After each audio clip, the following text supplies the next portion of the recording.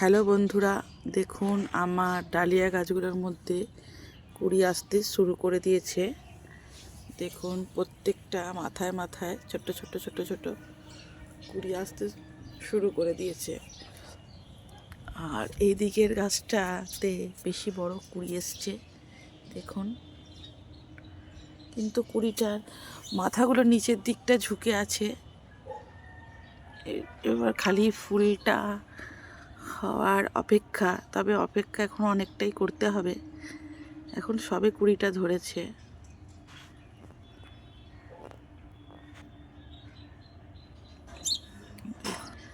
দেখুন কত সুন্দর লাগছে।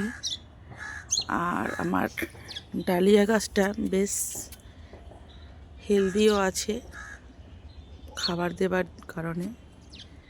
আর এই আরেকটা ডালিয়া গাছ, প্রত্যেকটা ডালের গাছের মধ্যেই কুড়ি আসতে শুরু করে দিয়েছে।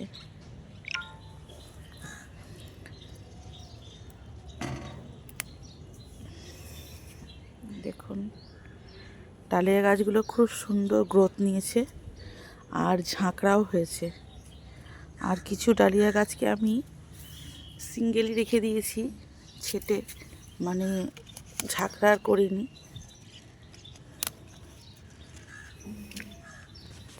নিচের দিকের কিছু পাতা আমি কেটে দেব, কিছু পাতা শুকিয়ে শুকিয়ে গেছে। এই গাছটা আমার নিজের হাতের তৈরি করা ডালিয়া গাছ। মাথা ভেঙে আমি যখন ডালিয়া গাছ নিয়ে এসে বসিয়েছিলাম, মাথা ভেঙে আমি বসিয়ে দিয়েছিলাম। অনেক আগাছা জন্মেছে গাছের মধ্যে, প্রচুর আগাছা জন্মায় গাছের মধ্যে।